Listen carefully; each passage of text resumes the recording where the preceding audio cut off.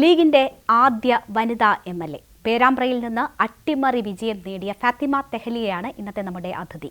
സ്വാഗതം. Thank you. MLA. ആയിട്ട് ഒരു മാസം പിന്നിടുകയാണ്. ആദ്യ ബജറ്റും കഴിഞ്ഞിരിക്കുന്നു. എന്താണ് അനുഭവം? വലിയ സന്തോഷമുണ്ട്.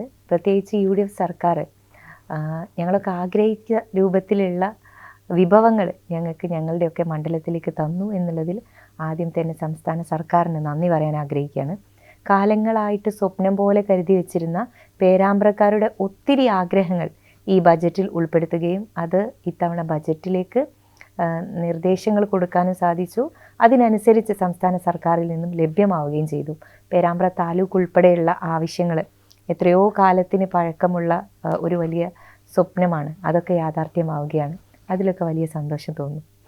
ലീഗിൻ്റെ ആദ്യ വനിതാ എം.എൽ.എ. എന്നതാണ് ഫാത്തിമ തെഹ്ലിയുടെ ഏറ്റവും വലിയ, ഇനി ചരിത്രത്തിൽ രേഖപ്പെടുത്തിയിരിക്കുന്നതാണ്. അതെന്തായാലും ഇനി മാറാൻ പോകുന്നില്ല. ആ ഒരു ഐഡൻറ്റിറ്റി എത്രമാത്രം സന്തോഷം നൽകുന്നതാണ്? എനിക്കത് സന്തോഷത്തേക്കാൾ കൂടുതൽ അതൊരു വലിയ ഉത്തരവാദിത്തമായിട്ടാണ് തോന്നുന്നത്. എന്നെ സംബന്ധിച്ചിടത്തോളം പാർട്ടി പ്രവർത്തനത്തിലൂടെ ഒത്തിരി അത്തരത്തിലുള്ള ഒരു ഇനീഷ്യേറ്റീവ് എടുക്കാൻ എനിക്ക് സാധിച്ചിട്ടുണ്ട്. ഞാൻ ഹരിത എന്ന് പറയുന്ന വിദ്യാർത്ഥിനി സംഘടനയുടെ സംസ്ഥാന ജനറൽ സെക്രട്ടറി ആയിട്ടാണ് കടന്നു വരുന്നത്. ആദ്യത്തെ പ്രഥമ ജനറൽ സെക്രട്ടറി ആയിരുന്നു ഞാൻ. അതിനുശേഷം കേരളത്തിലുടനീളം ഹരിത എന്ന് പറയുന്ന വിദ്യാർത്ഥിനി കൂട്ടായ്മയെ MSFലൂടെ രൂപീകരിച്ചെടുക്കാൻ വേണ്ടിയിട്ടുള്ള ശ്രമങ്ങൾ നടത്തി. പിന്നീട് ഞാൻ അതിൻ്റെ പ്രസിഡൻറ്റും അത് കഴിഞ്ഞ് ഞാൻ MSFൻ്റെ പ്രഥമ വനിതാ വൈസ് പ്രസിഡൻറ്റുമായിരുന്നു നാഷണൽ കമ്മിറ്റിയിൽ. അതിനുശേഷം പിന്നെ യൂത്ത് ലീഗിൻ്റെ സംസ്ഥാന സെക്രട്ടറിയായി ഏക വനിതാ അംഗമായിരുന്നു. അപ്പം ഇതൊക്കെ ജനറൽ പോസ്റ്റിലേക്ക് ഒരു പക്ഷേ പാർട്ടിയിൽ ആദ്യമായിട്ട് കടന്നു വരുന്ന ഒരു വ്യക്തി എന്നുള്ള ഒരു അനുഭവം എനിക്കുണ്ട്. ഇപ്പം ഇങ്ങനെ ഒരു പാർലമെൻറ്റ് തിരഞ്ഞെടുപ്പിലേക്ക് വരുമ്പം നേരത്തെ ഞാൻ കുറ്റിച്ചിറ വാർഡ് കൗൺസിലറായിരുന്നു കോഴിക്കോട് കോർപ്പറേഷനിലെ. ഇപ്പം പേരാമ്പ്രയിലേക്ക് മത്സരിക്കാൻ അവസരം കിട്ടി. അവിടെ വലിയൊരു വിജയം ആ നാട്ടുകാരെ എനിക്ക് സമ്മാനിച്ചു. ഇപ്പോൾ അവരുടെ സ്വപ്നം പേരി അതൊക്കെ യാഥാർത്ഥ്യമാക്കാനുള്ള തിരക്കുകളിലും ഓട്ടത്തിലൊക്കെയാണ്. ഈ പേരാമ്പ്രയുടെ MLA ആയി നിൽക്കുമ്പോൾ 135 ദിവസം കുറ്റിച്ചിറയുടെ കൗൺസിലറായിരുന്നു. അപ്പോൾ കുറ്റിച്ചിറക്കാരെ മറന്നോ? എനിക്ക് ഒരിക്കലും മറക്കാൻ പറ്റിയ ആളുകളല്ല അവർ. ഞാൻ എപ്പോഴും പറയാറുള്ള കാര്യമാണ്, ജീവിതത്തിൻ്റെ അവസാന ഒരു സമയം, ആ ശ്വാസം എടുക്കുന്ന സമയം വരെ ഈ പറയുന്ന മനുഷ്യർ എന്നോടൊപ്പം ഉണ്ടാകും. എന്നെ നയിച്ചത് അവരാണ്. ഒരു പക്ഷേ പേരാമ്പ്ര തിരഞ്ഞെടുപ്പിൽ അവർ വളരെ സൈലൻ്റ് ആയിട്ടാണെങ്കിലും പലപ്പോഴും പല ആളുകളെ എനിക്ക് കാണാൻ പറ്റിയിട്ടില്ല. നിരന്തരമായിട്ട് അവർ സ്വന്തം നാടിനേക്കാൾ കൂടുതൽ ആഗ്രഹിച്ച് പ്രവർത്തിക്കുകയും പ്രാർത്ഥിക്കുകയും ചെയ്തത് എനിക്ക് വേണ്ടിയിട്ടാണ് എന്നുള്ളത് എനിക്ക് ഉറപ്പാണ്. ആ ആളുകളെ ജീവിതത്തിൽ എങ്ങനെ മറക്കാനാണ്? തീർച്ചയായിട്ടും അവരൊക്കെ ഇപ്പോഴും പല ആവശ്യങ്ങൾക്കും, അവിടെ ഇപ്പോൾ തിരഞ്ഞെടുപ്പ് നടന്നിട്ടില്ല, ആവശ്യങ്ങൾക്കൊക്കെ വേണ്ടി വിളിക്കുന്നുണ്ട്. ഞാൻ കോർപ്പറേഷനും അതിലെ ഉദ്യോഗസ്ഥന്മാരുമായി ബന്ധപ്പെട്ടുകൊണ്ട് അവർക്ക് ചെയ്തു കൊടുക്കാൻ പറ്റുന്ന കാര്യങ്ങളൊക്കെ ചെയ്യുന്നുണ്ട്. എല്ലാ കാര്യങ്ങളും പൂർത്തീകരിച്ചതിന് ശേഷം ഒരു വാർഡ് കൗൺസിലർ അവർക്ക് ആ സമയം വരെ എന്തൊക്കെ ചെയ്യാൻ പറ്റുമോ ആ കാര്യങ്ങളുടെ ഏറ്റവും മാക്സിമം ചെയ്തതിന് ശേഷമാണ് ഞാൻ എൻ്റെ രാജിക്കത്ത് കോർപ്പറേഷൻ സെക്രട്ടറിക്ക് സമർപ്പിച്ചത്. അപ്പോൾ ഒരേ സമയം MLAയും കുറ്റിച്ചിറയുടെ കൗൺസിലറുമായി ഇപ്പോഴും പ്രവർത്തിക്കേണ്ടുന്ന ഒരു അവസ്ഥയുണ്ടോ? തീർച്ചയായിട്ടും. അവരങ്ങനെ പെട്ടെന്ന് കൈവിട്ട് കളയാൻ പറ്റുന്ന ആളുകളല്ല. അവരത്രയും എൻ്റെ രക്തത്തിൽ അലിഞ്ഞു പോയ ആളുകളാണ്. എനിക്ക് ആദ്യമായിട്ടൊരു തിരഞ്ഞെടുപ്പ് അനുഭവം തന്ന ആളുകളാണ്. പേരാമ്പ്രയിലേക്ക് പോകുമ്പോഴും അവർ ഏറെ സങ്കടപ്പെട്ടിട്ടുണ്ട് എങ്കിലും ജയിക്കണമെന്ന് അതിതീവ്രമായിട്ട് ആഗ്രഹിച്ച ആളുകളാണ്. അവരങ്ങനെയാണ്, ആ മനസ്സാണ് അവരുടേത്. അപ്പം എനിക്ക് എൻ്റെ ഹാൻഡ് ബുക്ക് എന്തായിരുന്നു പേരാമ്പ്രയിലേക്ക് പോകുമ്പം എന്ന് ചോദിച്ചാൽ ഈ ആളുകൾ തന്ന പാഠങ്ങളായിരുന്നു, അവരുടെ സ്നേഹവും പ്രാർത്ഥനയായിരുന്നു. നേരത്തെ സൂചിപ്പിച്ചതുപോലെ 135 ദിവസത്തിൻ്റെ ഇടവേള മാത്രമേ ഉണ്ടായിരുന്നുള്ളൂ കോർപ്പറേഷൻ കൗൺസിലർ എന്ന നിലയിൽ നിന്ന് ഈ നിയമസഭാ തെരഞ്ഞെടുപ്പിലേക്ക് മത്സരിക്കുമ്പോൾ. ഇല്ലേ, നിയമസഭാ തെരഞ്ഞെടുപ്പിൽ മത്സരിക്കാൻ ഒരു അവസരം കിട്ടുമെന്ന് പ്രതീക്ഷിച്ചിരുന്നു? ഇല്ല, നമ്മളൊരിക്കലും അങ്ങനെ ഒരു പ്രതീക്ഷ വെച്ചിട്ടല്ലല്ലോ കോർപ്പറേഷനിലേക്ക് മത്സരിക്കാൻ ഒരുങ്ങുന്നത്. എന്നെ സംബന്ധിച്ചിടത്തോളം ഞാൻ ഒത്തിരി പ്രൊജക്റ്റുകൾ ഓൺ ചെയ്തിരുന്നു അവിടെ. ആ സമയത്തായിരുന്നു നമ്മളെ കോർപ്പറേഷൻ ബഡ്ജറ്റ് കഴിഞ്ഞു.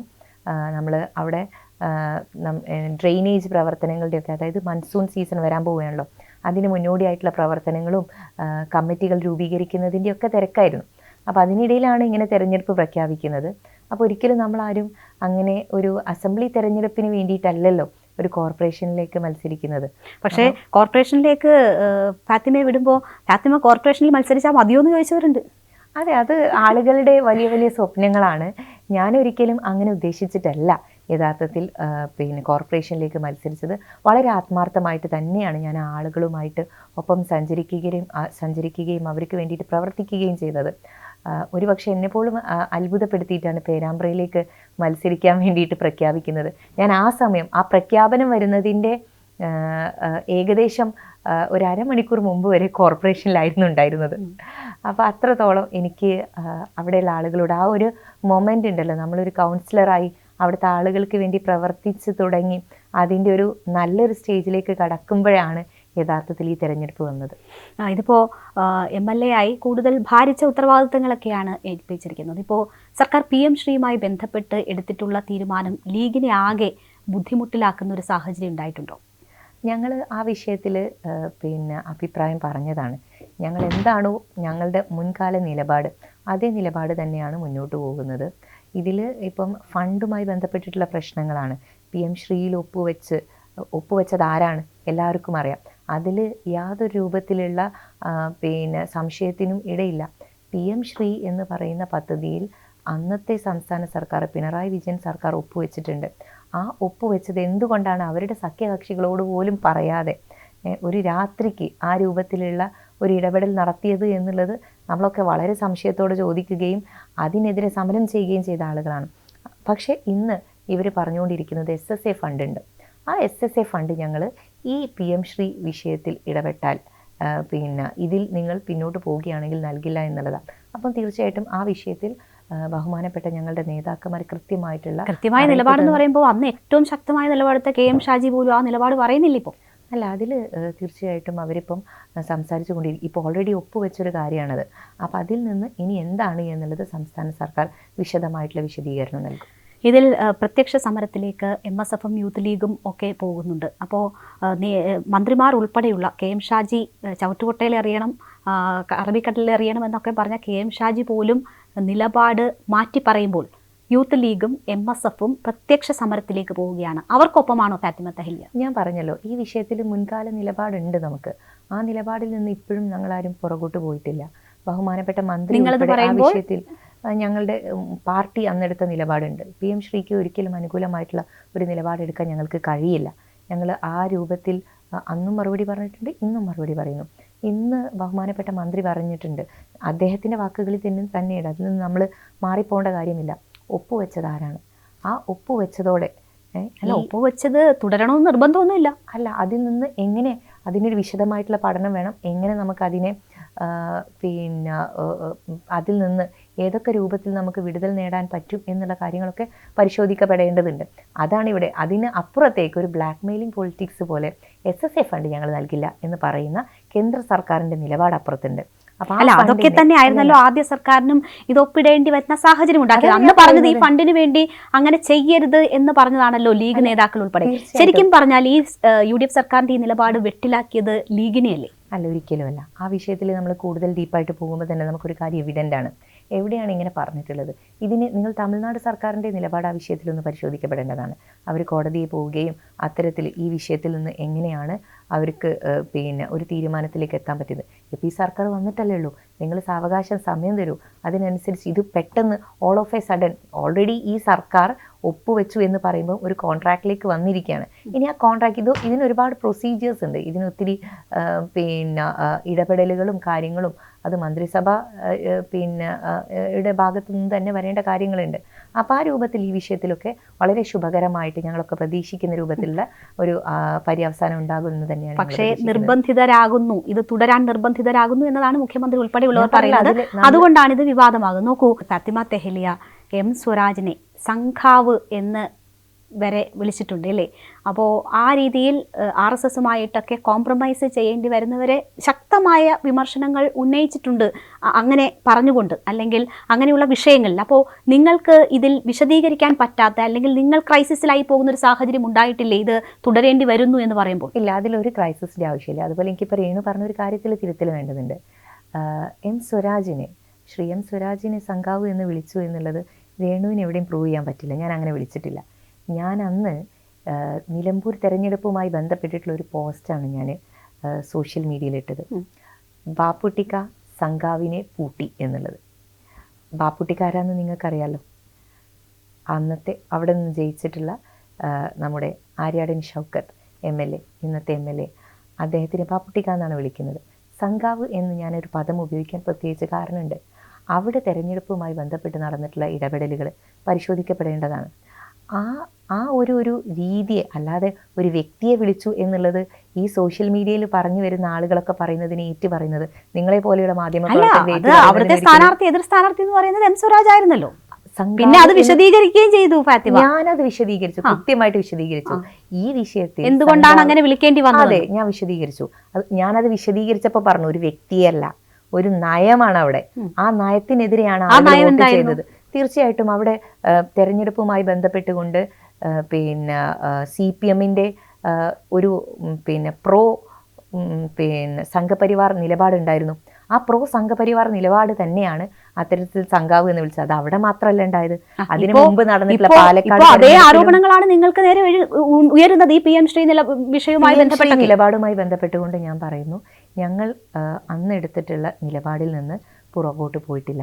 നിങ്ങൾ ഓൾ ഓഫ് എ സഡൻ ഒരു തീരുമാനം എടുക്കാൻ പറഞ്ഞാൽ ഇവിടെ ഉണ്ടാക്കി വെച്ചിട്ടുള്ള ഒരു കെണിയുണ്ട്. ആ കെണി, അതിന് പരിഹാരം യഥാർത്ഥത്തിൽ തീർച്ചയായിട്ടും ഈ വരും ദിവസങ്ങളിൽ മന്ത്രിമാരുടെ ഭാഗത്തു നിന്ന്, മന്ത്രിസഭയുടെ ഭാഗത്തു നിന്ന് ഉണ്ടാകും എന്ന് തന്നെയാണ്. പക്ഷേ KM ഷാജി ഉൾപ്പെടെയുള്ളവർ പറയുന്നത് ഞങ്ങൾ പ്രസംഗിക്കുന്ന പോലെയല്ല ഭരണത്തിൽ വരുമ്പോഴെന്ന് പറയുകയും ചെയ്യുന്നു. നിങ്ങൾ ഈ രൂപത്തിൽ എന്നോട് ചോദിക്കുമ്പോൾ ഞാൻ UDF-ന്റെ ഒരു MLA ആണ്.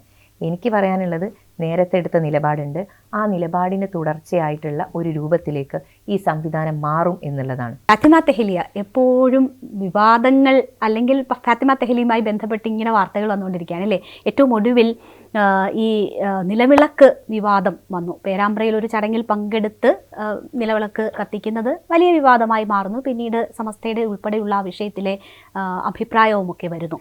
അതിലെന്താണ് ആ വിഷയത്തിൽ ഞാൻ നിലപാട് വ്യക്തമാക്കാൻ ഞാൻ ആഗ്രഹിക്കുന്നില്ല.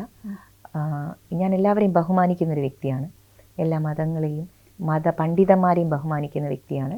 ആ വിഷയത്തിൽ ഞാൻ ഈ സമയം സംസാരിക്കാൻ ആഗ്രഹിക്കുന്നു. അല്ല, അതിൽ പറഞ്ഞതേ ഈ മതപരമായ ചടങ്ങായി കണ്ട് ആ വിഷയത്തിൽ നമ്മൾ സംസാരിക്കേണ്ട കാര്യമില്ല. കാരണം അത് ഒരുപാട് തവണ നമ്മൾ ചർച്ച ചെയ്ത വിഷയമാണ്. അതിനൊരിക്കലും നമുക്കൊരു പര്യവസാനം കൊണ്ടുവരാൻ പറ്റാത്തൊരു വിഷയമാണ്. അതുകൊണ്ട് തീർച്ചയായിട്ടും എനിക്ക് ആ വിഷയത്തിൽ ഇത്രേ പറയാനുള്ളൂ.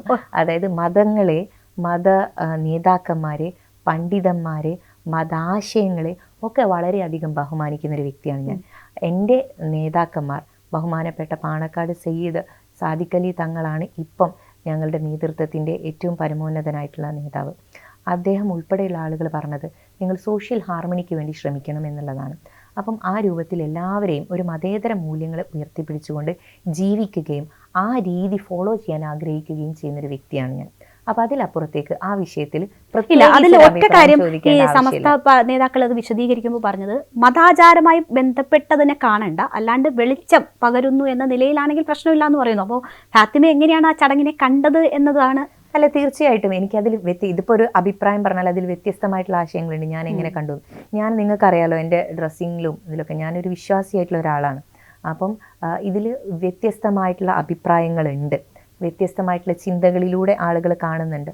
തീർച്ചയായിട്ടും ഞാൻ ഒരു സെക്യുലർ സൊസൈറ്റിയിൽ ജീവിക്കുന്ന ഒരു വ്യക്തി എന്നുള്ള രൂപത്തിൽ, ഞാൻ എല്ലാവരെയും ബഹുമാനിക്കുന്ന ഒരു വ്യക്തി എന്നുള്ള രൂപത്തിൽ, ആ രൂപത്തിൽ തന്നെയാണ് എൻ്റെ ആശയങ്ങളെ ഞാൻ മുന്നോട്ട് കൊണ്ടുപോകുന്നത്. അതാരെയും ഹേർട്ട് ചെയ്യാനല്ല, എല്ലാവരെയും ഞാൻ ബഹുമാനിക്കുന്നു. ഇപ്പോൾ പിന്നീട് നമ്മൾ കണ്ടത് ഈ സമൂഹ മാധ്യമങ്ങളിൽ ഒരു ശക്തമായ നിലപാടെടുത്തൊരു പോസ്റ്റ് ഇടുന്ന ഫാത്തിമ തെഹ്ലിയാണ്. അതായത് ഈ സ്വകാര്യതയിലേക്കുള്ള കടന്നുകയറ്റം, മാധ്യമം എന്ന ലേബലിൽ വരുന്ന ഓൺലൈൻ മീഡിയകൾ ആ രീതിയിൽ ഫോളോ ചെയ്യുകയും സ്വകാര്യതയിലേക്ക് കടന്നു കയറുകയും ഒക്കെ ചെയ്യുന്ന സാഹചര്യത്തിലാണ് അങ്ങനെ ഒരു ശക്തമായ നിലപാട് പറയേണ്ടി വന്നത്. നിയമ നടപടികളിലേക്ക് പോകും എന്നൊരു മുന്നറിയിപ്പ് കൂടി ഫാത്തിമ നൽകിയിരുന്നു. എന്താണ് അതിലേക്ക് നയിച്ചത്? അങ്ങനെ നിയമ നടപടികൾ എന്തെങ്കിലും തുടങ്ങിയിട്ടുണ്ടോ ആ വിഷയങ്ങളിൽ? തീർച്ചയായിട്ടും ഇത് കഴിഞ്ഞ തെരഞ്ഞെടുപ്പുമായി ബന്ധപ്പെട്ട് അതിന് ശേഷം വന്നിട്ടുള്ള കാര്യങ്ങളാണ്. അപ്പോൾ അതിൽ ഒത്തിരി ആളുകൾ, ഇപ്പോൾ നമുക്കറിയില്ല, നമ്മളൊരു സ്ഥലത്തേക്ക് പരിപാടിക്ക് പോകുമ്പോൾ കുറേ ആളുകൾ ക്രൗഡ് അവിടെ ഉണ്ടാവും. അപ്പം ചില ആളുകൾ വന്നിട്ട് സുഖമല്ലേ എന്ന് ചോദിക്കും. അപ്പോൾ സുഖമാണെന്ന് പറയും നമ്മൾ. ചായ കഴിച്ചു എന്ന് പറയും. പിന്നീട് ഇതൊക്കെ കഴിഞ്ഞ് നമ്മൾ അന്ന് at the end of the day phone എടുത്ത് നോക്കുമ്പോഴാണ് ഇതൊക്കെ ഇതിൽ വരുന്നത് കാണുന്നത്. ഒരു പക്ഷേ ഞാൻ കരുതി അവിടെയുള്ള ആളുകൾ അറേഞ്ച് ചെയ്തിട്ടാണ്. ഇപ്പം എല്ലാം ഫോണിലാണ് ഷൂട്ട് ചെയ്യുന്നത്, ഐഫോണിലാണല്ലോ ഷൂട്ട് ചെയ്യുന്നത്. അപ്പം അങ്ങനെ ഷൂട്ട് ചെയ്യുന്നതാണെന്ന് വരെ ഞാൻ പല സമയത്തും കരുതിയിരുന്നു. പിന്നീടാണ് ഇത് ഓൺലൈൻ ഇത്തരത്തിലുള്ള സോഷ്യൽ മീഡിയ പേജുകളാണെന്ന് അറിയുന്നത്. പിന്നെ നടക്കുന്നത്, ഇരിക്കുന്നത്, തുമ്മുന്നത്, പിന്നെ ഷോള് നീങ്ങിപ്പോകുന്നത്, ആളുകളോട് എനിക്ക് പ്രൈവറ്റായിട്ട് ആളുകളോട് സംസാരിക്കാൻ പോലും പറ്റുന്നില്ല. ഞാനൊരു ജനപ്രതിനിധിയല്ലേ, ആളുകൾ സ്വകാര്യം പറഞ്ഞു ഒരു പക്ഷേ എൻ്റെ അടുത്തേക്ക് വരുന്നുണ്ടാകും. അപ്പോഴൊക്കെ അതിൻ്റെ ഉള്ളിലൂടെ വന്ന് വീഡിയോ എടുക്കുമ്പോൾ അതിനുണ്ടാകുന്ന ഒരു പ്രയാസം ഞാൻ രേഖപ്പെടുത്തിയിട്ടുണ്ടായിരുന്നു. ഇത് യഥാർത്ഥത്തിൽ ഒരു വലിയ ബുദ്ധിമുട്ടാണ്. നമ്മൾക്ക് ഒരു പ്രൈവറ്റായിട്ട്, നമ്മൾ പൊതുസ്ഥലത്താണെങ്കിലും നമുക്കൊരു പ്രൈവസി ഉണ്ട് എന്ന് വിശ്വസിക്കുന്ന ഒരാളാണ് ഞാൻ എൻ്റെ ഡ്രസ്സ് കറക്റ്റ് ചെയ്യുന്നുണ്ടെങ്കിൽ അവിടെ ഞാൻ അതിൻ്റെതായിട്ടുള്ള ഒരു പ്രൈവസി ഏരിയ ഞാൻ കീപ്പ് ചെയ്യുന്നുണ്ട്. ഓരോ ആളുകൾക്കും ഓരോ പ്രൈവസി ഏരിയ ഉണ്ട്. അത് സോഷ്യലി നമ്മൾ എൻഗേജ് ചെയ്യുകയാണെങ്കിൽ പോലും ഉണ്ടെന്നാണ് ഞാൻ വിശ്വസിക്കുന്നത്. എന്നാൽ അതിനെയൊക്കെ പിന്നെ അപ്പുറത്തേക്ക് മൈക്കുകളും ക്യാമറ കണ്ണുകളും വരുമ്പോൾ അതിലുള്ള ബുദ്ധിമുട്ടാണ് ഞാൻ അറിയിച്ചിട്ടുള്ളത്. യഥാർത്ഥത്തിൽ അത് എൻ്റെ മാത്രമല്ല, എന്നോടൊപ്പമുള്ള ആളുകളെ കൂടി ബാധിക്കുന്നൊരു വിഷയം മാറി. എൻ്റെ ഒപ്പം സഞ്ചരിക്കുന്ന ആളുകൾ, എന്നോടൊപ്പം വരുന്ന ആളുകളെ കൂടി ബാധിക്കുന്നൊരു വിഷയമായതുകൊണ്ടാണ് പലവരും പറഞ്ഞിട്ടും അതിലൊരു മാറ്റവും ഇല്ലാത്തത് കൊണ്ടാണ് സോഷ്യൽ മീഡിയയിലൂടെ അത്തരത്തിലൊരു മുന്നറിയിപ്പ് കൊടുക്കേണ്ടി വന്നത്. ഈ മുന്നറിയിപ്പ് കൊടുത്തതിന് ശേഷം വലിയ രൂപത്തിലുള്ള തെറ്റിദ്ധാരണകൾ സോഷ്യൽ മീഡിയയിൽ ഈ പാപ്പരാസികൾ പ്രചരിപ്പിക്കുന്നുണ്ട്. അത് പ്രിയദർശിനി ബസ് ഉദ്ഘാടന വേളയിലൊക്കെ സംഭവിച്ച കാര്യം. ഞാൻ ബസ്സിൽ നിന്നും പുരുഷന്മാരെ ഇറക്കി വിട്ടു. പക്ഷെ അങ്ങനെ പറയുന്ന, അതെ, അത് ആളുകളോട് ഇറങ്ങാൻ സൂചിപ്പിച്ചിരുന്നു. ഞാൻ പറഞ്ഞു, മാധ്യമപ്രവർത്തകരല്ലാത്ത ഇത്തരത്തിലുള്ള പാപ്പരാസികൾ അതിനകത്ത് കയറിയപ്പം അത് വണ്ടി ഓടിയിട്ടില്ല, ടിക്കറ്റ് കൊടുത്തിട്ടില്ല, ഉദ്ഘാടന എല്ലാവരും എന്നല്ല, എല്ലാ ആളുകളും ഇറങ്ങുന്ന പറഞ്ഞത്. എല്ലാവരും എന്നല്ല, ആ ആളുകൾ എന്നുള്ളത് ആണുങ്ങളാണ് എന്നുള്ള രൂപത്തിൽ വ്യാഖ്യാനിച്ചുകൊണ്ട് അതിൽ ഞാൻ സംസാരിക്കുമ്പോൾ തന്നെ നിങ്ങൾക്ക് കാണാൻ പറ്റും എൻ്റെ ബാക്കിലായിട്ട് പുരുഷന്മാരായിട്ടുള്ള ആളുകൾ ഇരിക്കുന്നുണ്ട്. അപ്പം ഈ ആളുകളോട് ഇത് പാപ്പരാസികൾ ചെയ്തിട്ടുള്ള ഒരു വലിയ പിന്നെ ഒരു ട്വിസ്റ്റാണത്. അപ്പം അത് എല്ലാ ആണുങ്ങളും എന്നുള്ള രീതിയിൽ സ്ത്രീകളല്ലാത്ത, മാധ്യമപ്രവർത്തകരല്ലാത്ത എന്ന് പറഞ്ഞത്, മാധ്യമപ്രവർത്തകരല്ലാത്ത ഇത്തരത്തിലുള്ള ആളുകൾ. അതിന് മുന്നുള്ള വീഡിയോ ഉണ്ട്, എന്തുകൊണ്ടാണ് ആ ചെറിയ ബൈറ്റ് മാത്രം ഇട്ടത്. പിന്നെ ആ സംസാരിക്കുമ്പോൾ തന്നെ നിങ്ങൾക്ക് ഒന്ന് നോക്കിയാൽ മതി, വീഡിയോയിൽ ബാക്കിലായിട്ട് ആളുകൾ ഇരിക്കുന്നുണ്ട്. ആ സമയത്ത് അത് മൂവ് ചെയ്യുന്നില്ല, വണ്ടി കൊണ്ടുവച്ചിട്ടേ ഉള്ളൂ, ഉദ്ഘാടനം നടന്നുകൊണ്ടിരിക്കുക. ആ സമയത്ത് ഇവരുടെ ഈ ടിക്കറ്റ് എടുക്കുന്ന മെഷീനിൽ ഇത് അവൈലബിൾ ആയിട്ടില്ല, ടിക്കറ്റ് പോലും കൊടുത്തിട്ടില്ല. സ്ത്രീകളും മാധ്യമപ്രവർത്തകരും അല്ലാത്ത എല്ലാ ആളുകളും ഇറങ്ങാൻ പറയുമ്പോൾ പിന്നെ പുരുഷന്മാരും അതിന് തൊട്ട് മുന്നുണ്ട് രേണു, അത് കേട്ടിട്ടില്ല. മാധ്യമപ്രവർത്തകരോട് പറയുന്ന കാര്യം അതിലുണ്ട്. അതില്ലാതെ ഈ ഭാഗം മാത്രം എടുത്തത് കൊണ്ടുള്ള പ്രശ്നമാണ്. അത് സ്വാഭാവികമായിട്ട് ഇത് യഥാർത്ഥത്തിൽ എന്താണെന്ന് വെച്ചാൽ പ്രതികരിക്കുമ്പം ഇത്തരത്തിലുള്ള, എന്നെ സംബന്ധിച്ചിടത്തോളം ഇത് പുതിയ കാര്യമല്ല. സോഷ്യൽ മീഡിയ ഓൾവേസ് എന്നെ ഇത്തരത്തിൽ പിന്നെ എന്താ പറയുക പ്രതികരിക്കുന്ന ഒരു വ്യക്തിയാണ്. ഞാൻ സോഷ്യൽ മീഡിയയിലൂടെയാണ് മിക്കവാറും പ്രതികരിക്കാറുള്ളത്. എനിക്ക് പറയാനുള്ള കാര്യങ്ങൾ ഞാൻ വളരെ തുറന്നു പറയുന്ന വ്യക്തിയാണ്. എൻ്റെ റൈറ്റ്സ് എനിക്ക് വളരെ ഇമ്പോർട്ടൻ്റ് ആണ്. അതിൻ്റെ റൈറ്റ് ടു പ്രൈവസി ആണെങ്കിലും എനിക്ക് ഇമ്പോർട്ടൻ്റ് ആണ് എന്ന് തന്നെ. പിന്നെ ഇത് ഒരു തൊഴിലായിട്ട് കാണുന്നത് എൻ്റെ ഏറ്റവും വലിയ വേദന എന്ന് പറയുന്നത്, ഈ ആളുകൾ, ഈ പാപ്പരാസി മീഡിയ എന്ന് പറയുന്ന ഇത് ഒരു വലിയൊരു ശൃംഖലയായിട്ട് വളരുന്നുണ്ട്. നമ്മളുടെ നാട്ടിലൊക്കെയുള്ള ചെറിയ ആളുകൾക്ക് ഇതൊരു മോണിറ്ററി ബെനിഫിറ്റ് ആയിട്ട് കാണുന്നുണ്ട്.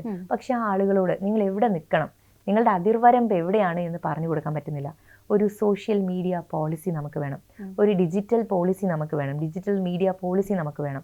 അപ്പോൾ ആ പോളിസിയിലൂടെ ഒക്കെ വരുമ്പം ഇതിനോടൊപ്പം നമുക്ക് ഈ പറയുന്ന ഒരാളെ കയ്യിൽ ഫോൺ ഉണ്ട് എങ്കിൽ നിങ്ങൾക്ക് ഏത് ഭാഗം വരെ പോകാൻ പറ്റും എന്നുള്ളതല്ല, മറ്റുള്ള ആളുകളുടെ ഒരു ലൈൻ, പ്രൈവസി ലൈൻ ഉണ്ട്, ആ ലൈൻ മറികടന്ന് പോകരുത് എന്നുള്ള ചിന്ത കൂടി ഉണ്ടാവണം എന്നുള്ളതാണ് എൻ്റെ വലിയ അഭിപ്രായം. ഇതിൽ സാധാരണ നമ്മൾ ഏറ്റവും കൂടുതൽ ഇരയാകുന്നത് സിനിമാ താരങ്ങളാണ്. അവർക്ക് പിന്നാലെ ഇങ്ങനെ നടക്കും, അവരങ്ങോട്ട് പോകുമ്പോഴും ഇങ്ങോട്ട് പോകുമ്പോഴും, ഇനിയിപ്പം AMMയുടെ യോഗത്തിന് വരുമ്പോഴും ഒക്കെ അവിടെ ക്യാമറയായിട്ട് നിന്ന് അത് വലിയ രീതിയിൽ പ്രചരിപ്പിക്കും. ഈ സൗന്ദര്യം ഒരു ശാപമായി പോയോ ഫാത്തിമ തെഹ്ലിയയ്ക്ക്? ആ രീതിയിൽ ആളുകൾ പിന്നാലെ നടക്കുന്നുണ്ട്. ഇത് ഞാൻ ആൻസർ പറഞ്ഞാൽ ഞാൻ അത്യാവശ്യം അതീവ സൗന്ദര്യമുള്ള ആളാന്ന് സമ്മതിക്കേണ്ടി വരും. എന്നെ സംബന്ധിച്ചിടത്തോളം ഞാൻ എപ്പോഴും വളരെ ലൈറ്റ് മൈൻഡഡ് ആയിട്ട് എല്ലാവരെയും കാണുന്ന, സ്വീകരിക്കുന്ന ഒരാളാണ്. ഇതിൻ്റെ തുടക്കത്തിൽ തന്നെ പലരും പറയുന്നുണ്ടായിരുന്നു ഇത് പ്രതികരിക്കാൻ വൈകിയെന്ന്. കാരണം ഞാൻ ചോദിക്കുന്ന ചോദ്യങ്ങളോടൊക്കെ മറുപടി പറയുന്നുണ്ട്. എനിക്ക് ആരെയും അത്തരത്തിൽ നല്ല സംസാരിച്ച് വരുന്ന ആളുകളോട്, വളരെ ഹാപ്പി ആയിട്ട് വരുന്ന ആളുകളോട് അതേപോലെ ഹാപ്പി ആയിട്ട് സംസാരിക്കുന്ന ഒരാളാണ് ഞാൻ, വളരെ ഓപ്പൺ മൈൻഡഡ് ആയിട്ട്. അപ്പം യെസ്, നമ്മൾ ആ രൂപത്തിലൊന്നും വ്യാഖ്യാനിക്കേണ്ടതില്ല. ആളുകളോട് ജനറസ് ആയിട്ട് പെരുമാറുക, അവരുടെ ആവശ്യങ്ങൾ കേൾക്കുക, ചിരിച്ചു വരുന്ന ആളോട് ചിരിച്ചുകൊണ്ട് തന്നെ മറുപടി പറയുക, അല്ലാത്തവരോടും ചിരിച്ചുകൊണ്ട് മറുപടി പറയുക, എല്ലാവരെയും പരിഗണിക്കുക എന്നൊക്കെ ഉള്ളത് എനിക്ക് തോന്നുന്നു ഞാൻ എൻ്റെ ലൈഫിൽ പകർത്തുന്ന ഒരു കാര്യമാണ്. ഇപ്പോൾ ഇന്ന് അതുമായി ബന്ധപ്പെട്ടിട്ട പോസ്റ്റിൽ പക്ഷേ ഈ റീലുകൾ ഇപ്പോൾ ഞാൻ തന്നെ പടച്ചുണ്ടാക്കുന്നതാണോ എന്ന് സംശയിക്കുന്ന ചിലരുണ്ട് എന്ന് പറഞ്ഞുള്ള മറുപടി കൂടി ഉണ്ടായിരുന്നല്ലോ. അപ്പോൾ അല്ലാണ്ട് തന്നെയും ഈ പാർട്ടിക്കുള്ളിൽ നിന്നൊക്കെ തന്നെയും ഫാത്തിമ തെഹ്ലിക്ക് ഇടയ്ക്ക് നേരിടേണ്ടി വരുന്നൊരു വിമർശനമാണല്ലോ, റിയലാണ് എന്നൊക്കെ തരത്തിലുള്ള വിമർശനം. അപ്പോൾ അവരെ കൂടി അഡ്രസ്സ് ചെയ്തുകൊണ്ടുള്ളതായിരുന്നു ആ പോസ്റ്റ്. അതല്ല, ഇതെന്താണെന്ന് വെച്ചാൽ ഒരുപാട് ആളുകൾ നമ്മളെ നാട്ടിൽ ഈ സോഷ്യൽ മീഡിയ എന്ന് പറയുന്ന ജനറേഷനല്ലാത്ത ജനറേഷൻ ഇവിടെ ജീവിക്കുന്നില്ലേ? ജെൻസികൾ മാത്രമല്ല, 90s മാത്രമല്ല, 80s ഇവിടെ ജീവിക്കുന്നില്ലേ? അതിൻ്റെ മേലെയുള്ളവരില്ലേ? അപ്പോൾ ആളുകളോടൊക്കെ കമ്മ്യൂണിക്കേറ്റ് ചെയ്യുന്ന ഒരാളാണ് ഞാൻ. അപ്പം നമ്മൾക്കറിയാം എന്താണ് സോഷ്യൽ മീഡിയയിൽ നടക്കുന്നത് എന്നുള്ളത്. ജെൻസി കുട്ടികൾക്കറിയാം, ഒരു പക്ഷേ 90s അറിയാം.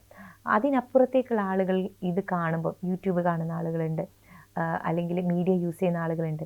അപ്പോൾ അവരാണ് യഥാർത്ഥത്തിൽ ഇതൊക്കെ എങ്ങനെയാണ് വരുന്നത്, ഇതിൻ്റെ ഓപ്പറേഷൻ എങ്ങനെയാണെന്ന് അറിയാത്തത്. അവർ കരുതുന്നത് ഇതൊരു PR ആണെന്ന്, ഇത് ഞാൻ ചെയ്യുന്നതാണ്. അങ്ങനെ ഒത്തിരി ആളുകൾ എന്നെ ഉപദേശിച്ചിട്ടുണ്ടായിരുന്നു.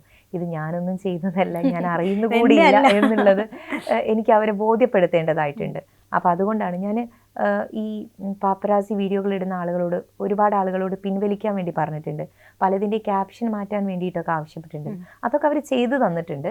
പക്ഷെ എനിക്ക് പറയാനുള്ളത് മാന്യമായിട്ടുള്ള കാര്യങ്ങൾ ചെയ്യുക എന്നുള്ളതാണ്. നിങ്ങൾ ചെയ്യുന്നത് ഒരു തൊഴിലായിരിക്കാം, പക്ഷേ എല്ലാവരെയും ബഹുമാനിക്കുന്ന രൂപത്തിൽ ആ തൊഴിൽ ചെയ്യാൻ വേണ്ടിയിട്ടുള്ള ശ്രമം നടത്തൂ. നല്ല പോസിറ്റീവായിട്ടുള്ള കണ്ടന്റുകളെയൊക്കെ അപ്രിഷ്യേറ്റ് ചെയ്യുന്നുണ്ട്. എന്നാൽ അത് ഇത്തരത്തിൽ വേറൊരാളുടെ താല്പര്യമില്ലാത്ത ഒരു വിഷയം എടുത്തുകൊണ്ട് അതിൽ നിന്ന് മോണിറ്ററി ബെനിഫിറ്റ് ഉണ്ടാക്കുന്നത് ഒരിക്കലും നല്ലതല്ല എന്നാണ് തോന്നുന്നത്. വീണ്ടും പേരാമ്പ്രയിലേക്ക് പോയാൽ നമ്മളവിടെ തെരഞ്ഞെടുപ്പ് സമയത്ത് ഇങ്ങനെ നിറഞ്ഞു നിൽക്കുകയായിരുന്നു. എന്നുവെച്ചാൽ പേരാമ്പ്രയ്ക്ക് വെളിയിലേക്കും ഫാത്തിമ നിറഞ്ഞു നിൽക്കുകയായിരുന്നു. അനൗൺസ്മെൻറ്റ് വിവാദമൊക്കെ നമ്മൾ ഒരുപാട് ചർച്ച ചെയ്തതാണ്. നോക്കൂ, ഈ UDF അധികാരത്തിൽ വന്നതിന് ശേഷം ഇപ്പോൾ ആലപ്പുഴയിലെ അക്രമവുമായി ബന്ധപ്പെട്ട് വീണ്ടും പരിശോധനകൾ ഉണ്ടാകുന്നുണ്ട്. കാഫിർ സ്ക്രീൻഷോട്ടിൽ SIT രൂപീകരിച്ച് അന്വേഷണം ഉണ്ടാകുന്നു. ഈ അനൗൺസ്മെൻറ്റ് വിവാദം അവസാനിച്ചു. അതിലൊരു ഈ അന്വേഷണവും നടപടികളും വേണ്ടതല്ലേ? അതെ, തീർച്ചയായിട്ടും. അതിൽ അനൗൺസ്മെൻറ്റ് വിവാദത്തിൽ കാര്യങ്ങളൊന്നും അവസാനിച്ചിട്ടില്ല. നിലവിലത് പരാതി കൊടുത്തിട്ടുണ്ട്. ആ പരാതിയിലുള്ള ഓപ്പറേഷൻസ് ഓൺഗോയിങ് ആണ്. അപ്പം അതുമായി ബന്ധപ്പെട്ടിട്ടുള്ള അന്വേഷണങ്ങളും ഇനി കൂടുതലായിട്ട് അതിൻ്റെ നടപടിക്രമങ്ങളിലേക്കും പോവേണ്ടതുണ്ട്. അപ്പം എന്നെ സംബന്ധിച്ചിടത്തോളം ഒരു സ്ഥാനാർത്ഥിയായി ജയിച്ചതിന് ശേഷവും വിവാദങ്ങളൊന്നും ഒടുങ്ങിയിട്ടില്ലായിരുന്നല്ലോ. ഇപ്പം സത്യപ്രതിജ്ഞ കഴിഞ്ഞു. ആ തിരക്കുകൾക്കൊക്കെ ആണെങ്കിലും പോലീസ് അന്വേഷണവും അതുമായി ബന്ധപ്പെട്ടുള്ള കേസുകളും ഞങ്ങളുടെ ഇലക്ഷൻ കമ്മിറ്റി ചെയർമാൻ നൽകിയത് ഇപ്പോഴും നിലനിൽക്കുന്നുണ്ട്. അതിൻ്റെ അന്വേഷണങ്ങൾ നടക്കുന്നു. അതിൽ കൂടുതൽ അത് ഊർജിതമാക്കി അതിൽ ഇലക്ഷൻ കമ്മീഷന് കൊടുത്ത പരാതികൾ തള്ളിയിട്ടുണ്ട്. അത് ഞങ്ങൾ കൊടുത്ത പരാതിയും ഒപ്പം തന്നെ കൗണ്ടർ പരാതികൾ കൊടുത്തിട്ടുണ്ടായിരുന്നു. അതിലൊന്നും കഴമ്പില്ല എന്ന് പറഞ്ഞിട്ട് ആ പരാതി തള്ളിയതാണ്. പക്ഷേ ഞങ്ങൾക്ക് അതിൽ സ്റ്റിൽ പരാതിയുണ്ട്. പോലീസിൽ ആ വിഷയത്തിൽ കേസ് കൊടുത്തിട്ടുണ്ട്. കാഫിർ സ്ക്രീൻഷോട്ട് എങ്ങനെയാണോ അതിനേക്കാൾ ഗുരുതരമായിട്ടുള്ള രൂപത്തിലാണ് യഥാർത്ഥത്തിൽ ഈ അനൗൺസ്മെൻറ്റ് വിവാദം വന്നത്. കാഫിർ സ്ക്രീൻഷോട്ട് നമുക്ക് കണ്ടെത്താൻ, അത് എവിടെ നിന്ന് അതിൻ്റെ സൃഷ്ടിപദം കണ്ടെത്താൻ വേണ്ടി അതിൻ്റെ പിറകെ പോകേണ്ടിണ്ടായിരുന്നു എങ്കിൽ ഇത് റെക്കോർഡഡ് ആയിട്ടുള്ള അനൗൺസ്മെൻ്റ് ആണ്, മനഃപൂർവ്വം ചെയ്തതാണ്. LDFൻ്റെ വാഹനത്തിൽ നിന്നാണ് അത് വന്നത് എന്നുള്ളതൊക്കെ പ്രൈമ ഫേസിയ പ്രൂവ്ഡാണ്. അപ്പം ആ കാര്യങ്ങളിൽ അന്വേഷണം നടക്കേണ്ടതാണ്. തീർച്ചയായിട്ടും അതിൽ സംശയമൊന്നും വേണം. അപ്പോൾ ഖൗമിലെ പെൺകുട്ടി വിവാദം അവസാനിക്കില്ല. ഫോളോ അപ്പും കാര്യങ്ങളും തീർച്ചയായിട്ടും ഉണ്ടാവും. കാരണം അതൊരു സെക്യുലർ ഫാബ്രിക്കിന് എതിരെ നടന്നിട്ടുള്ള ഒരു വലിയ അനൗൺസ്മെൻ്റ് ആണ്. അവിടെയുള്ള ആളുകളെയാണ് അത് വേദനിപ്പിച്ചിട്ടുള്ളത്. അവിടുത്തെ മതേതര മൂല്യങ്ങളാണ് യഥാർത്ഥത്തിൽ വിജയിച്ചിട്ടുള്ളത്. തീർച്ചയായിട്ടും അവിടെയുള്ള ആളുകൾക്ക് അത് ഹേർട്ട് ചെയ്തിട്ടുണ്ടാകും. അതിന് തീർച്ചയായിട്ടും അന്വേഷണം വേണം. ആരാണ് കുറ്റക്കാരി എന്നുള്ളത് പൊതുസമൂഹം അറിയണം. സ്ഥാനാർത്ഥി നിർണയവുമായി ബന്ധപ്പെട്ട് അന്ന് വനിതാ ലീഗിലൊക്കെ വലിയ പ്രശ്നങ്ങൾ ഉണ്ടായി. നൂർബിന റഷീദിൻ്റെ രാജിയിൽ വരെ അതെത്തി. പരസ്യമായി വാർത്താസമ്മേളനം വിളിച്ച് തന്നെ ഒരു അർഹതയില്ലാതെ കിട്ടിയ സ്ഥാനം എന്ന നിലയിലൊക്കെ പറഞ്ഞു. അതൊക്കെ അവസാനിച്ചു. വനിതാ ലീഗുമായിട്ടുള്ള പ്രശ്നങ്ങൾ തീർന്നു. വനിതാ ലീഗുമായിട്ട് യാതൊരു പ്രശ്നവുമില്ല. ഇപ്പോൾ കഴിഞ്ഞ ദിവസം പോലും എനിക്ക് പേരാമ്പ്ര മണ്ഡലത്തിലൊരു വനിതാ ലീഗിൻ്റെ നേതൃത്വത്തിൽ ഒരു സ്വീകരണം നൽകിയിരുന്നു. ആ സ്വീകരണത്തിൽ എന്നെ സ്വീകരിക്കാൻ വേണ്ടിയിട്ട് അങ്ങോട്ട് വന്നിട്ടുള്ളത് വനിതാ ലീഗിൻ്റെ സംസ്ഥാന ജനറൽ സെക്രട്ടറി പി കുൽസു ആണ്, അഡ്വക്കേറ്റ് പി കുൽസു ആണ്. അവരെ പോലെയുള്ള പല ആൾക്കാരും ഗ്രൗണ്ടിൽ വന്നിട്ടുണ്ടായിരുന്നു, എന്നോടൊപ്പം ഉണ്ടായിരുന്നു. പല ആളുകളെയും വിളിച്ചു സംസാരിച്ചു. തെരഞ്ഞെടുപ്പ് പ്രക്രിയയിലൊക്കെ അവർ ഓടി നടന്നിട്ടുണ്ടായിരുന്നു. ഇത് നിങ്ങൾ നേരത്തെ സൂചിപ്പിച്ച വിഷയം പിന്നെ അഡ്വക്കേറ്റ് നൂർബിന റഷീദ് എന്ന് പറയുന്നത് ഞങ്ങളുടെ മുതിർന്ന നേതാവായിരുന്നു. അവർ ചില ആരോപണങ്ങൾ ഉന്നയിച്ചു. അതിലൊന്നും യാതൊരു കയമ്പുമില്ല എന്നുള്ളത് ഞങ്ങളുടെ നേതൃത്വം തന്നെ വ്യക്തമാക്കിയതാണ്. അത് അവരുടെ വ്യക്തിപരമായിട്ടുള്ള കാര്യം മാത്രമാണ്. അത് വനിതാ ലീഗുമായിട്ട് കൂട്ടി വായിക്കരുത് എന്നുള്ളത് ഞങ്ങളുടെ സീനിയർ നേതാവായിട്ടുള്ള KP മറിയമ്മ, അതുപോലെ അഡ്വക്കേറ്റ് P കുൽസു എന്നിവരൊക്കെ പൊതുമാധ്യമങ്ങളുടെ മുമ്പിൽ വന്ന് പറഞ്ഞതാണ്. അപ്പോൾ അതിനപ്പുറത്തേക്കുള്ള വിശദീകരണത്തിൻ്റെ ഒന്നും ആവശ്യമില്ല. ആരാണോ ആരോപണം ഉന്നയിച്ചത് അവർ രാജിവെച്ചു പോയി. പാർട്ടി അതിനെ ആ രൂപത്തിൽ തന്നെയാണ് എടുത്തിട്ടുള്ളത്. പക്ഷേ ആ ആരോപണങ്ങൾ അവിടെ നിൽക്കുന്നുണ്ടല്ലോ. ഏതെങ്കിലും തരത്തിൽ അർഹതപ്പെടാത്ത അവസരങ്ങളാണോ? ആരോപണങ്ങൾ അവിടെ നിൽക്കുന്നില്ലല്ലോ. ഞാൻ കഴിഞ്ഞ 2012 മുതൽ പൊതുസമൂഹത്തിൻ്റെ മുന്നിൽ പ്രവർത്തിച്ചുകൊണ്ടിരിക്കുന്ന ആളെ. രേണു തന്നെ എന്നോട് ചോദിച്ചു. ഞാൻ 2012 ലോ കോളേജിൽ പഠിച്ചുകൊണ്ടിരിക്കുമ്പോഴാണ്, 2ാം വർഷം പഠിച്ചുകൊണ്ടിരിക്കുമ്പോഴാണ് ഹരിത എന്ന് പറയുന്നൊരു സംഘടനയിലേക്ക് വരുന്നത്. അതിലൂടെയാണ് ഞാൻ രാഷ്ട്രീയം, നിങ്ങളുടെയൊക്കെ മുമ്പിൽ ഞാൻ ഉണ്ടായിരുന്നല്ലോ. എത്ര കാലമായി നമ്മളൊക്കെ കണ്ടുകൊണ്ടിരിക്കുന്നു. ഞാൻ എൻ്റെ പൊതുജീവിതം എന്ന് പറയുന്നത് പിന്നെ പലപ്പോഴും ഈ പറയുന്ന വിവാദങ്ങൾ ഉൾപ്പെടെ ഉണ്ടായതുകൊണ്ട് തന്നെ പൊതുരംഗത്തുണ്ട്, സംസാരിക്കുന്നുണ്ട്. എന്നെ സംബന്ധിച്ചിടത്തോളം വിദ്യാർത്ഥി രാഷ്ട്രീയത്തിലൂടെ കടന്നു വന്ന വ്യക്തിയാണ് ഞാൻ. അതിനിടയിൽ മത്സരിച്ചല്ലോ, ഞാൻ കോർപ്പറേഷനിലേക്ക് മത്സരിച്ചു. അപ്പോഴൊന്നും എൻ്റെ ഈ പരാതി ഇല്ലായിരുന്നില്ല. കോർപ്പറേഷനിലേക്ക് മത്സരിക്കുക എന്ന് പറഞ്ഞാൽ ഞാൻ അവിടുത്തെ ഡെപ്യൂട്ടി മേയർ കാൻഡിഡേറ്റ് ആയിരുന്നു. അപ്പോഴൊന്നും ഇല്ലാത്ത പരാതി എന്തുകൊണ്ടാണ് ഞാൻ പേരാമ്പ്ര നിയോജക മണ്ഡലത്തിലേക്ക് വന്നപ്പോൾ ഉണ്ടായത് എന്ന് ചോദിക്കുമ്പോൾ അത് അവരോട് തന്നെയാണ് അത് അത്തരത്തിലുള്ള വിശദീകരണം ചോദിക്കുക. എനിക്കറിയില്ല അതിനുള്ള മറുപടി എന്താണ്. ഇപ്പോൾ ഈ ഹരിതയിലെ വിവാദം പറഞ്ഞുവല്ലോ, അപ്പോൾ അതുമായി ബന്ധപ്പെട്ടും ഒക്കെ വലിയ രീതിയിലുള്ള ആക്ഷേപങ്ങൾ അന്ന് വാർത്താ സമ്മേളനത്തിൽ നൂർബിന റഷീദ് ഉന്നയിക്കുകയുണ്ടായി. അപ്പോൾ ഈ ഹരിത വിവാദവുമായി ബന്ധപ്പെട്ട് കുറച്ച് പേരെങ്കിലും രക്തസാക്ഷികളാകുന്ന സാഹചര്യം ഉണ്ടായി. പക്ഷേ നിങ്ങളെപ്പോലെ ഉള്ളവരെ സംബന്ധിച്ച് അതിൽ നിന്ന് പിന്നീട് തിരിച്ചു വരാനും അർഹമായ പരിഗണനകൾ നേടിയെടുക്കാനും കഴിഞ്ഞു. എങ്ങനെയാണ് ഹരിത വിവാദത്തെ കാണുന്നത്? അന്നെടുത്ത സ്റ്റാൻഡ്, ആ സ്റ്റാൻഡ് തെറ്റായി പോയി എന്നൊരു തോന്നലുണ്ടോ? ഇല്ല, ഹരിത വിഷയത്തിൻ്റെ മുകളിൽ കൂടുതൽ ചർച്ചയോ അല്ലെങ്കിൽ അത്തരത്തിലുള്ള കാര്യങ്ങളിലേക്കോ കടക്കണമെന്ന് ഞാൻ ആഗ്രഹിക്കുന്നില്ല. ശ്രീമതി നൂർബിന റഷീദ് അന്ന് പറഞ്ഞ കാര്യങ്ങൾ അത് അവരുടെ പേഴ്സണൽ അഭിപ്രായം മാത്രമാണ്.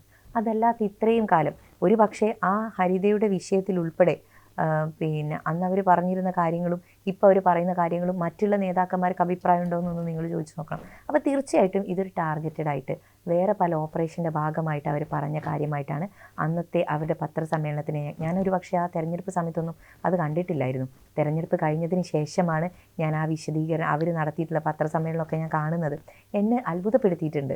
എന്തുകൊണ്ട് അവരിത് പറയുന്നു? ഒരിക്കലും അവരത് പറയേണ്ട ഒരാളല്ല. ഇതിന് പിന്നിൽ വേറെ ചില താല്പര്യങ്ങൾ ഉണ്ടായിരുന്നു എന്നുള്ളതാണ് ഞാൻ സംശയിക്കുന്നത്. ഞാൻ എപ്പോഴും ചോദിച്ചത് ഈ ഹരിതയുടെ വിവാദങ്ങളിൽ അന്ന് പറഞ്ഞ സ്റ്റാൻഡ് അത് തന്നെയാണോ ഇപ്പോഴും? ഞാൻ പറഞ്ഞല്ലോ, ഹരിത വിഷയത്തിൽ അന്ന് ഞാൻ പറഞ്ഞൊരു കാര്യം ഉണ്ടായിരുന്നു. നിങ്ങൾക്ക് അന്നത്തെ എൻ്റെ പിന്നെ പത്രസമ്മേളനം എടുത്ത് നോക്കിയാൽ ഈ വിഷയം പരിഹരിക്കാൻ വേണ്ടിയിട്ട് ഏറ്റവും ഉചിതമായിട്ടുള്ള തീരുമാനം എടുക്കാൻ പോകുന്നത് എൻ്റെ പാർട്ടിയാണെന്ന്. ഞാനതിൽ നിന്ന് രാജിവെച്ച് പോയിട്ടില്ല. ഞങ്ങൾ ആരും രാജിവെച്ച് പോയിട്ടില്ല. ഇതിൻ്റെ അന്ന് ഈ പ്രതിസന്ധിയിൽ നിന്ന് എല്ലാവരും പാർട്ടി ആ രൂപത്തിൽ തന്നെ ഞങ്ങൾ അതിന് ശേഷവും പാർട്ടിക്ക് വേണ്ടി പ്രവർത്തിച്ചു. യാതൊരു സ്ഥാനങ്ങളും ആഗ്രഹിക്കാതെ പ്രവർത്തിച്ച ആളുകളാണ്. അപ്പോൾ അതുകൊണ്ട് തന്നെ പാർട്ടി ഞങ്ങളെ പരിഗണിച്ചു എന്നുള്ളത് ഞങ്ങൾക്ക് വലിയ സന്തോഷമുണ്ട്. പരിഗണിക്കാൻ വേണ്ടിയിട്ടാണ് പ്രവർത്തിച്ചത് എന്ന് ചോദിച്ചാൽ അല്ല എന്ന് തന്നെയാണ് മറുപടി. അപ്പം അതിനപ്പുറത്തേക്ക് എന്ത് പറയാനാണ്? അപ്പോൾ അന്ന് പറഞ്ഞ നിലപാടുകളിലൊന്നും തെറ്റുണ്ടെന്ന് കരുതുന്നില്ല. ഞാൻ പറഞ്ഞല്ലോ, ഇതിലിപ്പോൾ നമ്മൾ കൂടുതൽ ഒരു വിഷയത്തിലേക്ക് പോകുമ്പോൾ ആ വിഷയം ഒരിക്കലും ഒടുങ്ങില്ല. നമുക്ക് എല്ലാത്തിനും നീതിയും സമാധാനവും അല്ലേ വേണ്ടത്. ആ നീതിക്കും സമാധാനത്തിനും വേണ്ടി സംസാരിക്കുക എന്നുള്ളതാണ് ഞാൻ ആഗ്രഹിക്കുന്നത്. ഇപ്പം ഇതുമായി ബന്ധപ്പെട്ടിട്ടുള്ള എല്ലാവരും സ്വാസ്ഥ്യത്തിലും സമാധാനത്തിലുമാണ് നിൽക്കുന്നത്. അതിനപ്പുറത്തേക്ക് ഒരു വിഷയത്തിൽ അഭിപ്രായം പറയാൻ ഞാനില്ല. ഞാൻ അന്ന് പറഞ്ഞിരുന്നു, എൻ്റെ നേതാക്കന്മാർ എൻ്റെ പാർട്ടി ഒരു തീരുമാനം എടുക്കുന്നുണ്ട് എങ്കിൽ ആ തീരുമാനത്തിൽ ആ തീരുമാനമായിരിക്കും ഏറ്റവും മികച്ചത് എന്ന്. അതങ്ങനെ തന്നെ.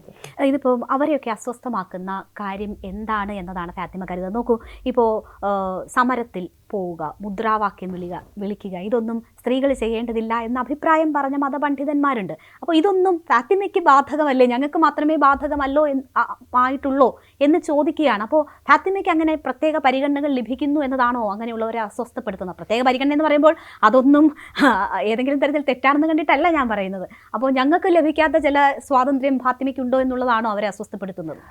എനിക്കറിയില്ല. അവരെ അസ്വസ്ഥപ്പെടുത്തുന്നത് എന്താണെന്ന് പറയേണ്ടത് അവരല്ലേ, ഞാനല്ലല്ലോ. ഞാൻ പറഞ്ഞല്ലോ, ഞാൻ എല്ലാവരെയും ബഹുമാനിക്കുന്ന ഒരു വ്യക്തിയാണ്. ഞാൻ നല്ല മത ചുറ്റുപാടിലൂടെ അത്തരത്തിലുള്ള ഒരു കുടുംബ പശ്ചാത്തലത്തിലൂടെ വന്ന ഒരാളാണ്. എന്നെ സംബന്ധിച്ചിടത്തോളം ഇതൊരു വലിയ ഓപ്പർച്യൂണിറ്റി ആയിട്ടല്ല, ഞാൻ ഇതൊരു വലിയ ഉത്തരവാദിത്തമായിട്ടാണ് കാണുന്നത്. എന്നെ പ്രതീക്ഷിക്കുന്ന ഈ വിജയത്തിൽ ആഘോഷിക്കുന്ന ഒത്തിരി ആളുകളുണ്ട്, ലോകമെമ്പാടുമുണ്ട്, പ്രാർത്ഥിച്ച ഒരുപാട് ആളുകളുണ്ട്. അവരോടൊക്കെ നന്ദി. തീർച്ചയായിട്ടും പ്രവർത്തനത്തിലൂടെ അവർ ആഗ്രഹിക്കുന്ന രൂപത്തിൽ എത്തിക്കണമെന്ന് ആഗ്രഹിക്കുന്നു. മറ്റുള്ള കാര്യങ്ങളിൽ അഭിപ്രായം പറയേണ്ടത് ഞാനല്ല, അത് അഭിപ്രായം പറഞ്ഞ ആളുകൾ, രേഖപ്പെടുത്തിയ ആളുകളാണെന്ന് എനിക്ക് തോന്നുന്നത്. ഇപ്പോൾ ഷാഫിയുമായിട്ട് നിൽക്കുന്ന ഒരു ഫോട്ടോ ഫാത്തിമ തെഹ്ലിയെ ഇടുമ്പോൾ അതിന് വിവാദമാണ്. കാരണം ഫാത്തിമ തെഹ്ലിയയ്ക്ക് ഇങ്ങനെ മറ്റൊരു പുരുഷനുമായി നിന്ന് ഫോട്ടോ എടുക്കാമോ എന്ന് ചോദിക്കുന്നു.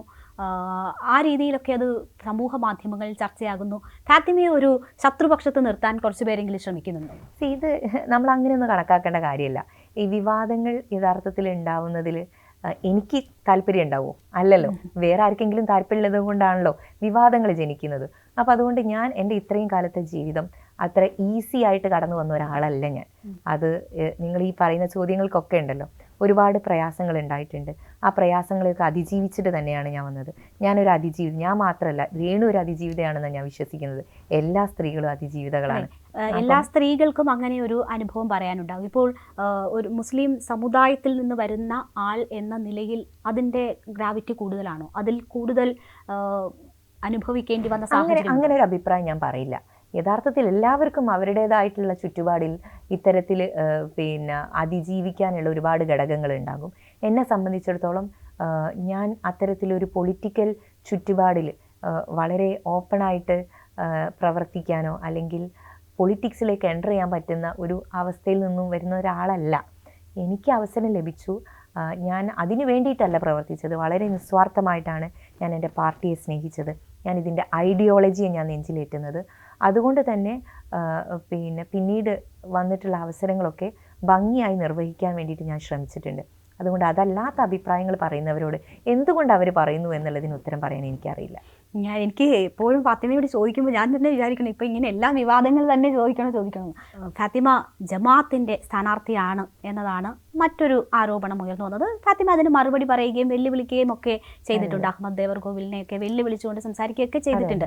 ഞാൻ നോമിനേഷൻ പിൻവലിച്ച് കളയാമെന്ന് വരെ പറഞ്ഞിട്ടുണ്ട്. എന്തുകൊണ്ടാണ് ഫാത്തിമ തെഹ്ലിയെ ജമാഅത്തെ ഇസ്ലാമിയുടെ സ്ഥാനാർത്ഥി അല്ലെങ്കിൽ ജമാഅത്തെ ഇസ്ലാമിയുമായി കൂട്ടിക്കെട്ടി ചിത്രീകരിക്കുന്നത്? അതിനുത്തരം പറയേണ്ടത് സി പി എമ്മിൻ്റെ ഒരു ശൈലി കഴിഞ്ഞ കാലങ്ങളിലായിട്ട് നമുക്കറിയാം. എൽ ഡി എഫിൻ്റെ ശൈലി അവർക്ക് ഇഷ്ടമുള്ള സമയത്ത് എത്തുമ്പോൾ, നിങ്ങൾക്കറിയാം ആരെ കൂടെയായിരുന്നു ഈ ജമാഅത്ത് ഇസ്ലാമിയുടെ സംഘടനകൾ പ്രവർത്തിച്ചിരുന്നത് എന്ന്.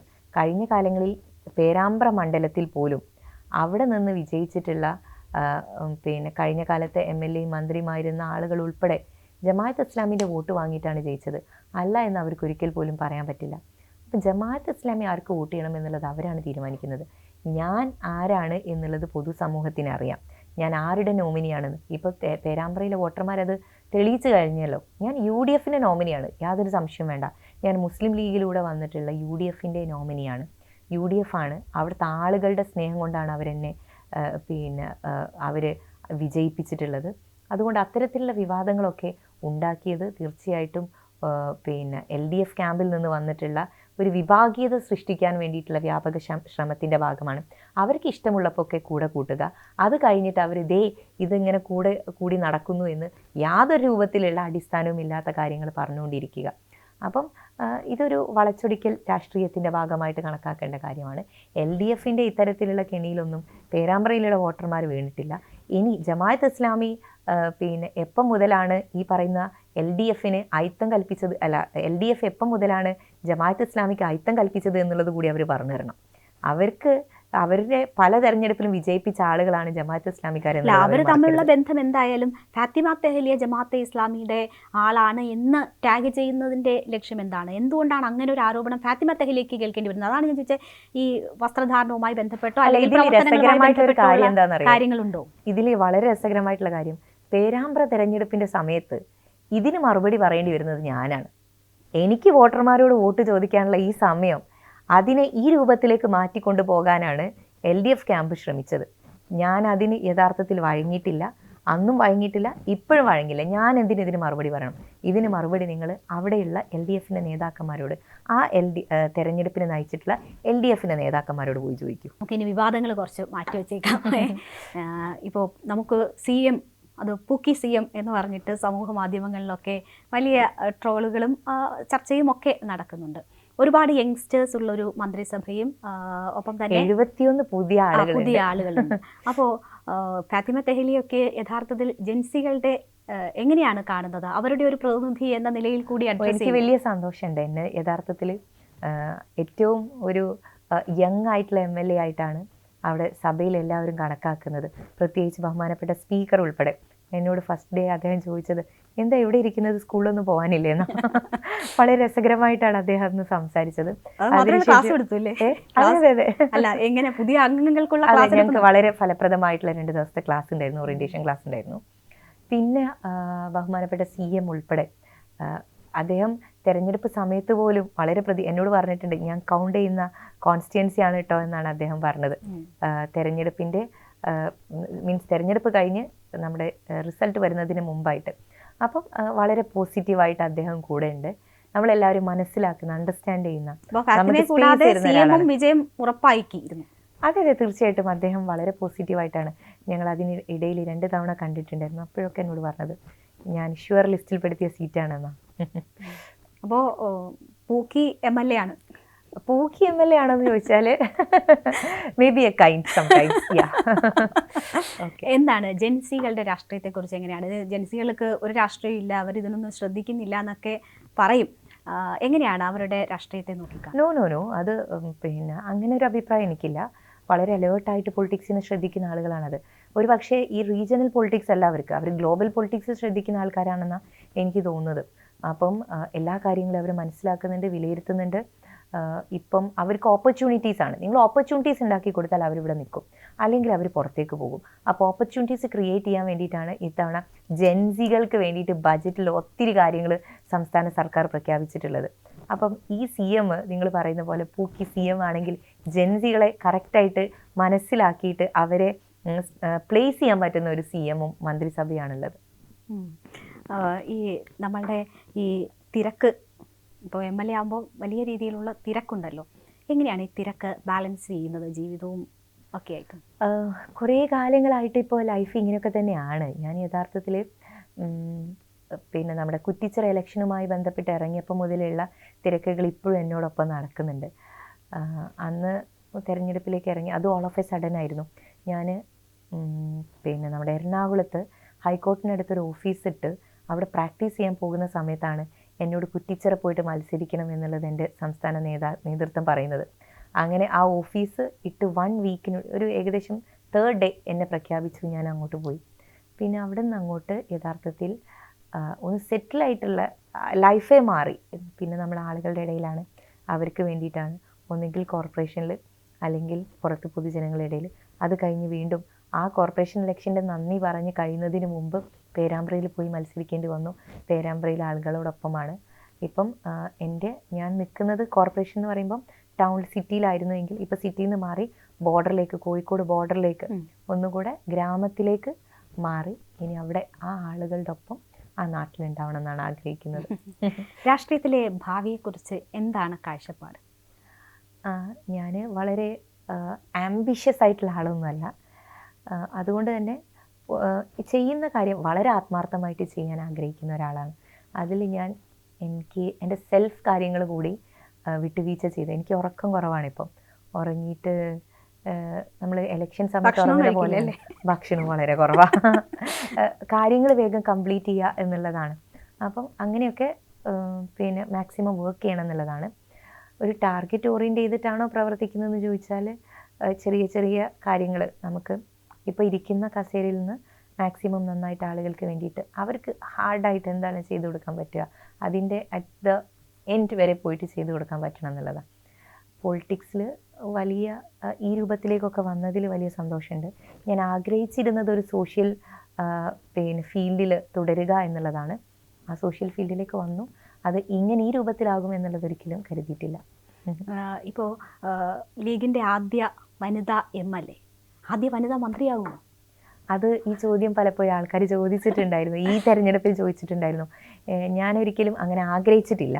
തുറന്നു പറയുകയാണെങ്കിൽ പേരാമ്പ്രയിൽ മത്സരിക്കുന്നത് ഞാൻ ആഗ്രഹിച്ചിട്ടല്ല. പിന്നെ ഇത്തവണ മന്ത്രിയാവുമെന്ന് ചോദിച്ചപ്പോൾ ഞാൻ പറഞ്ഞിരുന്നു, ഞാനൊരു തുടക്കക്കാരിയാണ്, എനിക്ക് പഠിക്കാനുള്ള അവസരങ്ങൾ ഉണ്ടാവുക എന്നുള്ളതാണല്ലോ. പക്ഷേ ഫസ്റ്റ് ടൈം MLA മാർ കുറെ പേര് മന്ത്രിയായിട്ടുണ്ടാകും. അപ്പോൾ വേണമെങ്കിൽ പരിഗണിക്കായിരുന്നു. അല്ല, ഞാനതിൽ ഒരിക്കലും നമ്മൾ ആഗ്രഹിച്ചിട്ടുണ്ടെങ്കിലല്ലേ നമുക്കതിലൊരു സങ്കടം പറയേണ്ടി വരുന്നത്. ഞാനത് ആഗ്രഹിച്ചിട്ടില്ല. അല്ല, ഇപ്പം നമുക്ക് 5 മന്ത്രിമാരുണ്ട്, 5 പേരും പുരുഷന്മാരാണ്. വനിതാ MLA ഉള്ള സമയമായിരുന്നു, വേണമെങ്കിൽ അങ്ങനെ ഒരു തീരുമാനം എടുക്കായിരുന്നു. അല്ല, പാർട്ടിക്ക് അതിൽ തീർച്ചയായിട്ടും പരിഗണിക്കേണ്ട ആളുകളൊക്കെ പരിഗണിക്കേണ്ടതുണ്ടായിരുന്നു. അപ്പോൾ ആ രൂപത്തിലുള്ള മന്ത്രിസഭ തന്നെയാണ് നിലവിൽ വന്നിട്ടുള്ളത്. പിന്നെ നല്ല വനിതാ മന്ത്രിമാരുണ്ടാവണം എന്നുള്ളത് തുറന്നു പറയുകയാണെങ്കിൽ ആഗ്രഹിക്കുന്നുണ്ട്. അത് ഞാൻ പറയുന്നത് UDF-നിപ്പം തീർച്ചയായിട്ടും ശ്രീമതി ബിന്ദു കൃഷ്ണയെ പോലെ, ശ്രീമതി തുളസി പിന്നെ മാഡത്തിനെ പോലെയുള്ള ആളുകളൊക്കെ തീർച്ചയായിട്ടും പ്രാതിനിധ്യം കുറവാണ്. അതെ, നമുക്കിനി വരുന്ന ദിവസങ്ങളിലൊക്കെ എൻ്റെ അഭിപ്രായം സ്ത്രീകൾ കൂടുതലായിട്ട് കടന്നു വരുന്നുള്ളതാണ്. ഇപ്പം നിങ്ങൾ നോക്കൂ, ഞങ്ങൾ ഒത്തിരി പേരുണ്ടല്ലോ. പിന്നെ ഇത്രയും കാലത്തെ ഒരു പിന്നെ കേരള അസംബ്ലിയിലുള്ള ഒരു അത്യാവശ്യം ഞങ്ങൾ നല്ല നമ്പറാണ്. മോർ ദാൻ പിന്നെ 10-ലധികം ആളുകൾ ഞങ്ങളുണ്ട്. ഡെപ്യൂട്ടി സ്പീക്കറായിട്ട് ശ്രീമതി ഷാനിമോൾ ഉസ്മാൻ. അപ്പോൾ ഇതൊക്കെ വലിയൊരു ചരിത്രപരമായിട്ടുള്ള കാര്യമാണ്. ഇനി മുന്നോട്ട് പോകുമ്പോൾ ഒത്തിരി സ്ത്രീകൾ വരും, അവർ മന്ത്രിമാരായിട്ടുണ്ടാകും. ഒരു പക്ഷേ കേരളത്തിലൊരു നല്ല വനിതാ CM-നെ നമുക്ക് കിട്ടട്ടെ എന്ന് കൂടി ആഗ്രഹിക്കുന്നുണ്ട്. തീർച്ചയായും നമ്മുടെ ഈ ഫാത്തിമയെ പോലെയുള്ളവരുടെ വരവ് സമുദായത്തിനെ കൂടി ആ നിലയിൽ മുന്നോട്ട് ചലിപ്പിക്കും എന്ന് കരുതുന്നുണ്ടോ?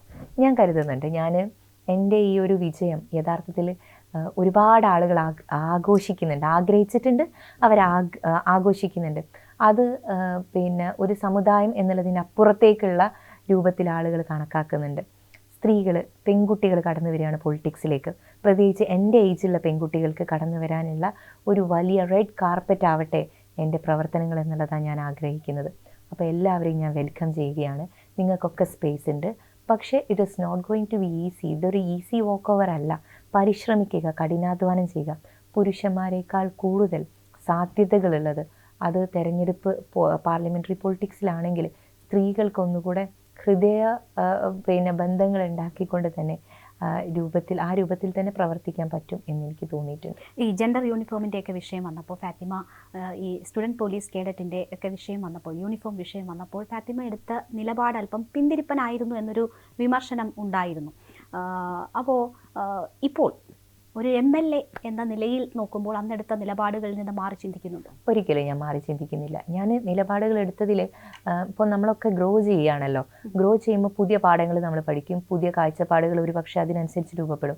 പക്ഷേ ഈ വിഷയത്തിലൊന്നും എൻ്റെ നിലപാടിൽ ഞാൻ ഇപ്പോഴും മാറ്റം വരുത്തില്ല. പക്ഷേ ഫാത്തിമ തെഹ്ലിയ എന്തിനാണ് സ്റ്റുഡൻസ് അങ്ങനെ ചെയ്യുന്നതിനെതിരെ പറയുന്നതെന്നൊക്കെയുള്ള ചോദ്യമില്ലേ?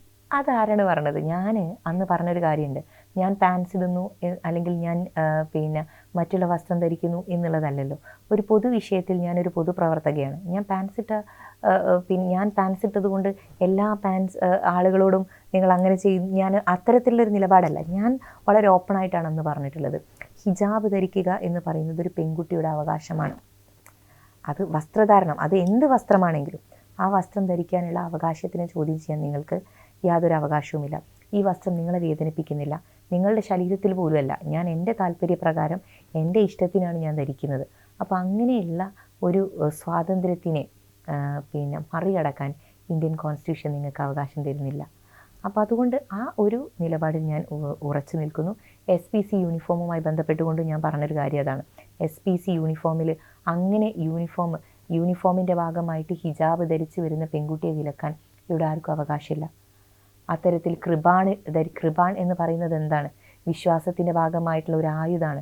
അതിനെടുത്ത് പറയുന്നുണ്ട് നിങ്ങൾക്ക് കൃപാൻ യൂസ് ചെയ്യാൻ. അത് ആയുധമായതുകൊണ്ടാണ് എടുത്ത് പറയുന്നത്, ഹിജാബ് ആയുധമല്ലാത്തത് കൊണ്ടാണ് എടുത്ത് പറയാതിരുന്നത്. അപ്പോൾ അതുമായി ബന്ധപ്പെട്ട് ഞാൻ അന്ന് എൻ്റെ ഡിസ്കഷനിൽ എൻ്റെ നിലപാടുകൾ വ്യക്തമാക്കി. അത് പിന്തിരിപ്പനല്ലല്ലോ, അത് സുതാര്യമായിട്ടുള്ള ലിബറലായിട്ട് ആളുകൾക്ക് എടുക്കാൻ പറ്റിയ നിലപാടുകളല്ലേ. എന്തുകൊണ്ട് ആളുകൾ ആ രൂപത്തിൽ എടുക്കുന്നില്ല എന്നുള്ളതാണ് എന്നെ അത്ഭുതപ്പെടുത്തുന്നത്. ഓക്കെ, രാഷ്ട്രീയ പ്രവർത്തക അല്ലായിരുന്നുവെങ്കിൽ ആരാകുമായിരുന്നു? രാഷ്ട്രീയ പ്രവർത്തകയല്ലായിരുന്നു എങ്കിൽ തീർച്ചയായിട്ടും ഞാൻ നിങ്ങളുടെയൊക്കെ ഇടയിൽ എവിടെയെങ്കിലും ഉണ്ടാവുമായിരുന്നു. ഞാനൊരു നല്ല പാഷനേറ്റ് ആയിട്ടുള്ള ലോയറാണ്. ലോ എടുത്തതും ഞാൻ ഒരു പക്ഷേ പൊളിറ്റിക്സ് വന്ന പോലെ അത്ര എളുപ്പമായിട്ട് എടുത്തതൊന്നുമല്ല. എനിക്ക് പലപ്പോഴും വീട്ടിൽ നിന്ന് സ്വീകാര്യമായിട്ട് ലോ എടുക്കുന്നതിന് അത്ര പോസിറ്റീവായിട്ടുള്ള സപ്പോർട്ടൊന്നും അല്ലായിരുന്നു. അപ്പം എങ്ങനെയാണോ ഞാൻ പൊളിറ്റിക്സിലേക്ക് വന്നത് അതുപോലെ തന്നെ ഒരു ലോയറും ആയിരുന്നു ഞാൻ. അതിൻ്റെ പിന്നിലും ഒത്തിരി സ്ട്രഗിൾ ഉണ്ടായിട്ടുണ്ട്. ഒരു നല്ല ലോയറായിട്ട് മാറാൻ ആഗ്രഹിച്ചിരുന്നു. ഇപ്പം എൻ്റെ പ്രയോറിറ്റി, ഞാൻ ഏറ്റെടുത്തിട്ടുള്ള ഉത്തരവാദിത്തം, അതൊരു വലിയ ഉത്തരവാദിത്തമായതുകൊണ്ട് തന്നെ പ്രാക്ടീസിങ് നടക്കുന്നില്ല.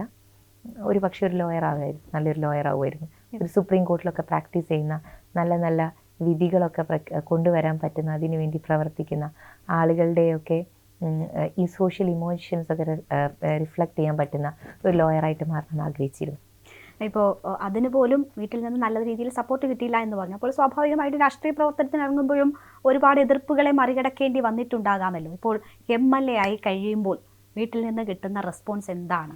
ഞാൻ പറഞ്ഞത് വീട്ടിൽ നിന്ന് സപ്പോർട്ട് കിട്ടിയിട്ടില്ല എന്നല്ല, അങ്ങനത്തെ ഒരു ചുറ്റുപാടിൽ നിന്നല്ല ഞാൻ വരുന്നത്. ഞാൻ വരുന്ന ചുറ്റുപാട് ഒരിക്കലും ഒരു പെൺകുട്ടിയെ പൊതുരംഗത്ത് പ്രവർത്തിക്കാൻ വേണ്ടിയിട്ട് അത്ര നിങ്ങൾ വരൂ ഞങ്ങളിവിടെ ഉണ്ട് എന്ന് പിന്തുണയ്ക്കുന്നൊരു ചുറ്റുപാടിൽ നിന്നല്ല. പക്ഷേ അത് ആ ചുറ്റുപാടിനെ മാത്രമല്ല ഞാൻ പറയുന്നത്. അന്നത്തെ ഒരു പിന്നെ എന്താ പറയുക, നമ്മളിപ്പം ഇങ്ങോട്ട് 2026 എത്തിയല്ലോ. ഞാൻ സംസാരിക്കുന്നത് ഒരു പക്ഷേ 2012, 13, 14 കാലഘട്ടത്തിലാണ്. അന്നും ഇന്നും ഒരുപാട് കാലങ്ങൾ മാറി, ആളുകളുടെ ചിന്തകൾ ഒരുപാട് മാറി. അപ്പം അന്നത്തെ സമൂഹമല്ല ഇന്നത്തെ സമൂഹം. അപ്പം അതിലൊക്കെ ഒത്തിരി വ്യത്യാസമുണ്ട്. വീട്ടിൽ നിന്ന് സോഷ്യൽ പ്രഷർ ഒരിക്കലും ഉണ്ടായിരുന്നില്ല. ഞാൻ ആഗ്രഹിച്ചിരുന്നു എങ്കിലും വീട്ടുകാർക്ക് അത്തരത്തിലുള്ള സോഷ്യൽ പ്രഷറുകൾ ഉണ്ടായിരുന്നു എന്നാണ് ഞാൻ പറഞ്ഞത്.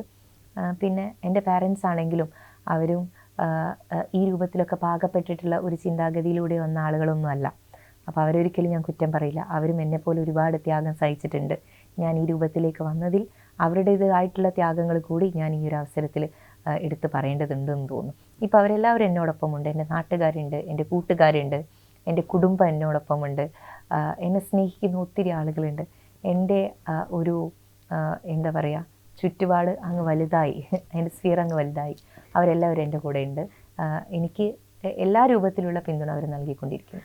നമ്മളിത് അവസാനിപ്പിക്കുമ്പോൾ ഒരുപാട് ഇതുപോലെയുള്ള സ്റ്റേജുകൾ മറികടന്നാണ് ഫാത്തിമ എത്തുന്നത്. അപ്പോൾ ആ നിലയിൽ ഉള്ളവരോട്, സ്ത്രീകളോട് എന്താണ് ഫാത്തിമയ്ക്ക് പറയാൻ? Never go disappointed. നിങ്ങൾ ആത്മാർത്ഥമായിട്ട് വിശ്വസിക്കുന്ന ഒരു കാര്യം അത് നേടിയെടുക്കാൻ വേണ്ടിയിട്ട് ഗോ സ്ട്രേറ്റ്. നിങ്ങളെ മനസ്സ് പറയുന്ന കാര്യങ്ങളിലേക്ക് നിങ്ങൾ മുന്നോട്ട് പോവുക. അതിൽ പിന്തിരിയാൻ ഒരുപാട് കാര്യങ്ങൾ ഉണ്ടാകാം. നിങ്ങളോട് ഒരു പക്ഷേ സപ്പോർട്ട് ചെയ്യുന്ന ആളുകൾ കുറവായിരിക്കാം. നിങ്ങൾക്ക് മുന്നോട്ട് നോക്കുമ്പം ചലഞ്ചസ് ഭീകരമായിട്ട് തോന്നുന്നുണ്ടാകാം. പക്ഷേ ബിലീവ് ഇൻ യുവർ സെൽഫ്. നിങ്ങളെ വിശ്വസിക്കുക, നിങ്ങളുടെ കപ്പാസിറ്റിയിൽ നിങ്ങൾ ഉറച്ചു നിൽക്കുക. അങ്ങനെ മുന്നോട്ട് പോയാൽ ഒരു പക്ഷേ നിങ്ങൾ കാണുന്ന കാര്യങ്ങളൊക്കെ വലിയ മഞ്ഞുമലകളെ പോലെ ഉരുകിപ്പോകും. നിങ്ങൾക്ക് മുന്നോട്ട് പോകാൻ പറ്റും. ഇനി അവിടെ നിങ്ങൾ വീണ് പോയാലും അവിടെ തളർന്നു പോകരുത്. അവിടെ നിന്ന് എണീറ്റ് കൊണ്ട് മുന്നോട്ട് പോവുക. നിങ്ങളുടെ മനസ്സ് നിങ്ങളുടെ കൂടെ ഉണ്ടാവുക എന്നുള്ളത് മാത്രം ശ്രദ്ധിച്ചാൽ മതി. ശരി, അപ്പോൾ ഉറച്ച നിലപാടുകളോടെ മുന്നോട്ട് പോവുക. എല്ലാവിധ ആശംസകളും. Thank U.